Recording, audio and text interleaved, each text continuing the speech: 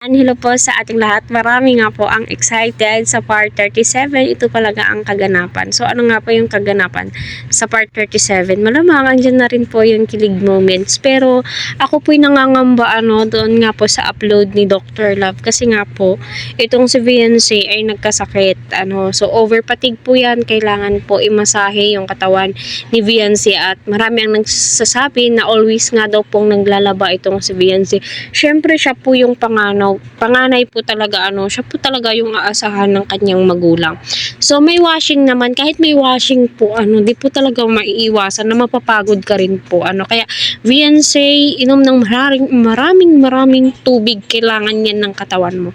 Kaya patuloy po natin suportahan si Kalinga Prab, Kuya Val at ang buong team Kalingap. So, hindi naman po lingid sa ating kaalaman, basta usaping EDC, di po talaga mawawala yung effort, syempre, yung kiligan, kantahan, titigan, so expected na po yan ng karamihan, pero, napapaisip ako kung bago lang po yung upload ni Dr. Love, kumusta na nga or kumusta na kaya itong si VNC kung napa-check up na ba, nakakainom nga ba ng vitamins, kumain ng prutas, gulay, kasi alam naman po nating lahat na kayang-kaya na po ni VNC bumili ng mga medicines po niya.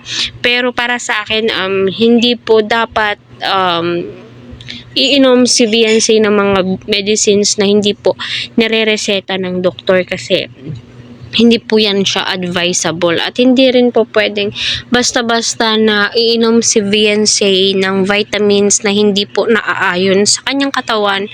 Kasi hindi po natin alam mas mainam po talaga yung sinasabi nila na magpa-check up. So abang-abang po tayo sa part 37.